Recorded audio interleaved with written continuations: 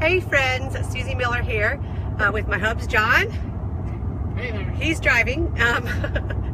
We are literally empty nesters on the road. This is day 18 of the nest, and if you've been following us at all, you know that we have sold our home in Northern Virginia and we hit the road. We were now officially residents of South Dakota, and I've been waiting all day to get a great picture for you of the Rocky Mountains because we are in Montana. And literally, we woke up in Bozeman? We were in Bozeman, Montana. We slept in a Walmart parking lot. If you've never done that, it's quite an experience. And so we woke up and we wanted to head, we're heading west. And I thought for sure we'd have these beautiful Rocky Mountain vistas to show you. And I just want to show you that out my window, there's nothing. See that? You can't even see the mountains. Let me see if I can go the other way. Now, a professional photographer would know how to do this better. Out John's window, there's nothing. Out our front window, haze upon haze upon haze. What you can't see in the background is the fact that the mountains are there, and they're the faintest outline. It literally looks like this tiny chalk line of Rocky Mountains, and it's wild because you can't see the Rocky Mountains. There are over 24 forest fires in the Missoula area today. We're in Missoula. We stopped to do some errands, went to REI, became co-op members, and I got a new pair of hiking shoes after a painful hike the other day.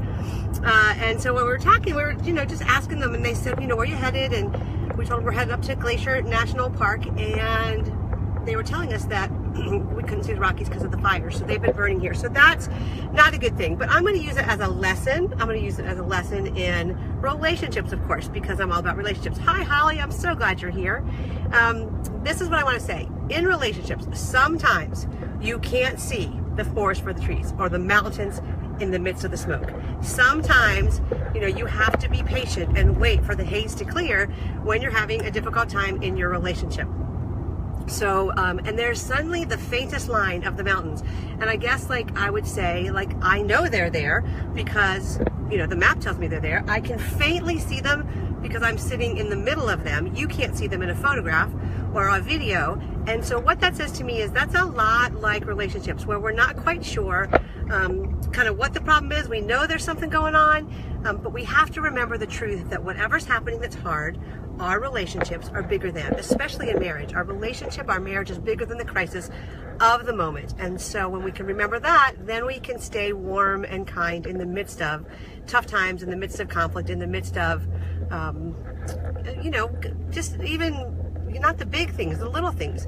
It's funny, I had a paper cut on my finger, on my thumb, and I kept banging it while we were in South Dakota, and it was so frustrating.